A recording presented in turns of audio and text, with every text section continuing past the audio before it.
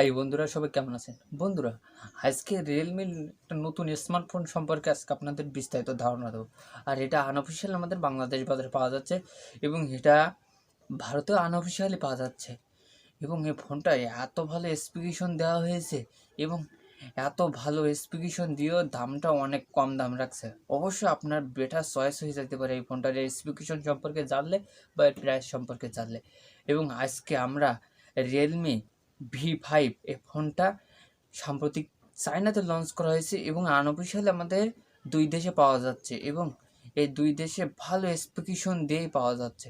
যেমন এর হাইলাইটেড কিছু স্পেসিফিকেশন থাকছে, যেমন কম দামে 5G ফোন এবং এখানে 48 মেগাপিক্সেল ক্যামেরা, 30 ওয়াটের fast charging facility, 5000 mAh battery, মানে ভালো একটা প্যাকেজ বলা যেতে পারে।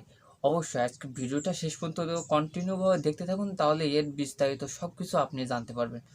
চলেন বন্ধু, তাহলে ভিডিওটা শুরু করা যাক, কেন ভিডিওটা খুবই গুরুত্বপূর্ণ হতে চলছে।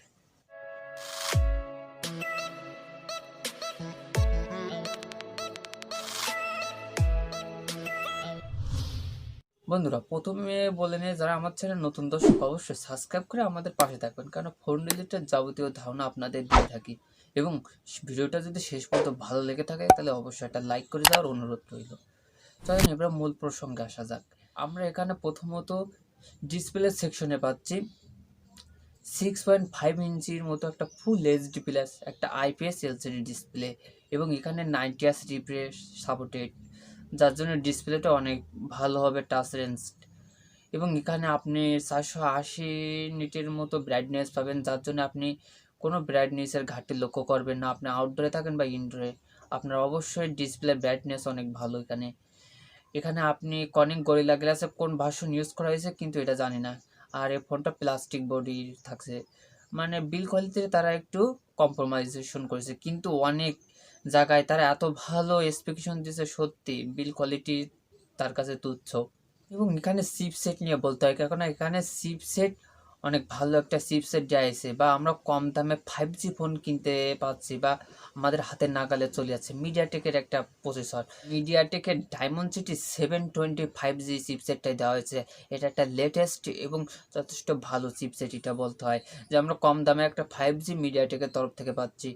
এবং এখানে তার ন্যানোমিটার হচ্ছে আর 7 ন্যানোমিটার আর্কিটেকচারে তৈরি এই প্রসেসরটা, যার জন্য ব্যাটারি ড্রেনিংটা অনেক কম হবে, অন্য প্রসেসরের তুলনায় অনেক কম হবে। কেননা আমরা সাধারণত ফ্ল্যাগশিপ ফোনে আমরা 7 ন্যানোমিটার একটা প্রসেসর পেয়ে থাকি, যেখানে ব্যাটারি কনজিউম বা ব্যাটারি ড্রেনিংটা একটু অনেক কম দেখা যায়। অবশ্যই আমরা সে জিনিসটা আমরা এই কম দামে বা এন্ট্রি বাজেটে বা মিড বাজেটের ফোনে পেয়ে যাচ্ছি। আর এর মোস্ট ইম্পর্টেন্ট হচ্ছে এর ক্যামেরা সেকশন। এখানে ক্যামেরা সেকশনে যথেষ্ট ভালো গুরুত্ব দিয়েছে এবং ভালো কাজ করছে। এখানে কোয়াড ক্যামেরার ফ্যাসিলিটি দিচ্ছে, যার মেন ক্যামেরা 48 মেগাপিক্সেল, সেটা স্যামসাংয়ের সেন্সার, এবং যার অ্যাপারচার 1.8, এবং সাথে থাকছে একটা আলট্রা 8 মেগাপিক্সেল, যেটা মোটামুটি ভালো ছবি তুলছে, এবং একটা 2 মেগাপিক্সেল ডেপথ সেন্সার এবং 2 মেগাপিক্সেল একটা ম্যাক্রো শট।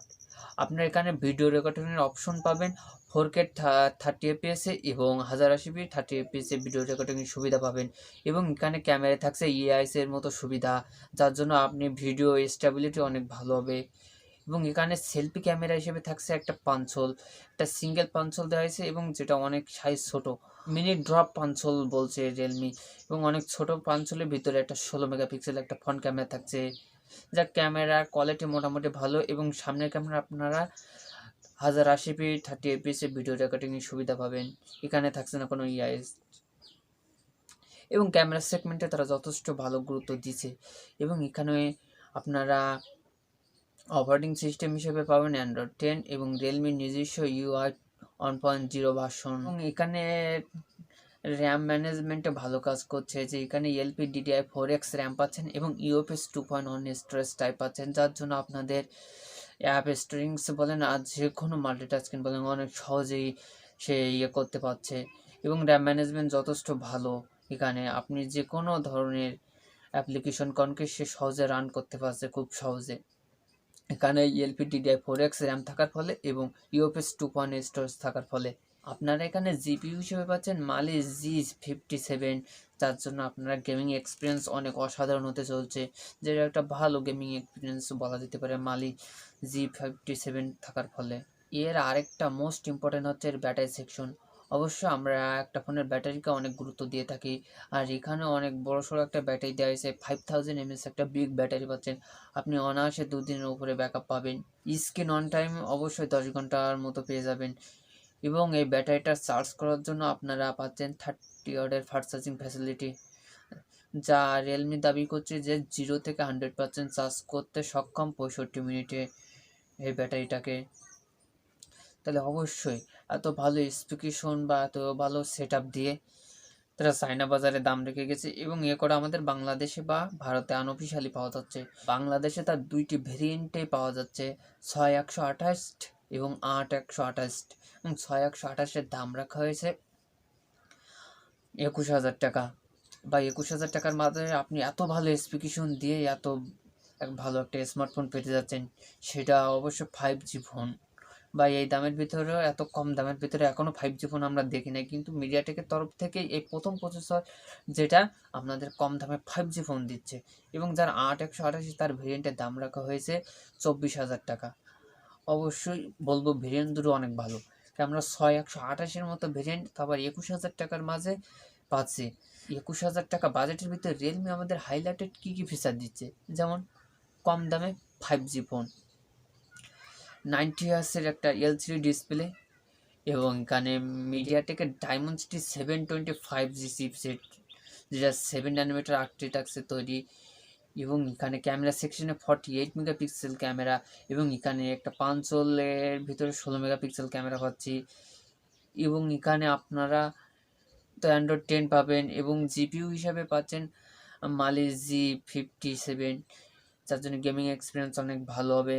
এবং এখানে আপনাদের থাকছে LPDDR4 X RAM, UFS 2.1 storage type, এবং 5000 mAh ব্যাটারি, 30 ওয়াটের ফাস্ট চার্জিং ফ্যাসিলিটি। মানে এত ভালো স্পেসিফিকেশন দিয়ে তারা 6128 আপনার 21,000 টাকার মাঝে পেয়ে যাচ্ছেন। অবশ্যই আপনাদের বেস্ট চয়েস হতে পারে এই ফোনটা, কারণ এই ফোনটা আপনার সব প্রত্যাশা পূরণ করতে সক্ষম।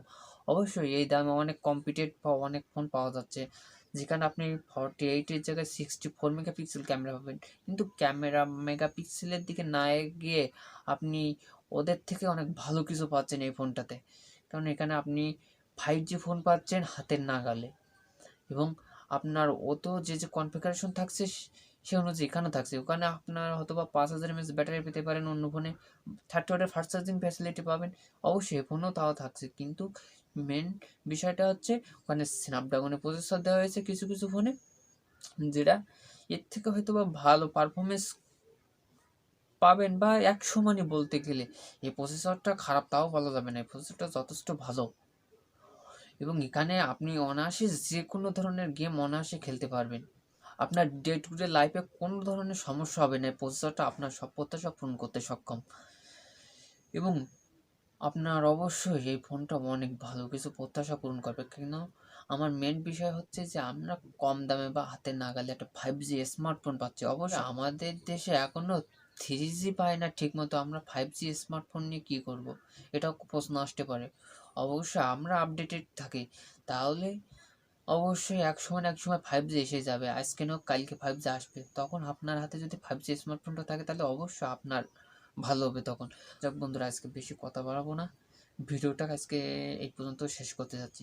আর ভিডিওটা কেমন লাগলো অবশ্যই লাইক করে জানিয়ে দিন। চ্যানেল নতুন হলে অবশ্যই সাবস্ক্রাইব করে আমাদের পাশে থাকুন, কারণ একটা ফোন রিলেটেড যাবতীয় ধারণা আপনাদের দিয়ে থাকি, যা একটা ফোন সম্পর্কে বুঝতে আপনাদের অনেক সুবিধা হয়ে থাকে, যা আমি খোলাখুলি আপনাদের সামনে বলে থাকি। তাহলে দেখা হচ্ছে নেক্সট ভিডিওতে। আজকের মতো এখানে বিদায় নিচ্ছি।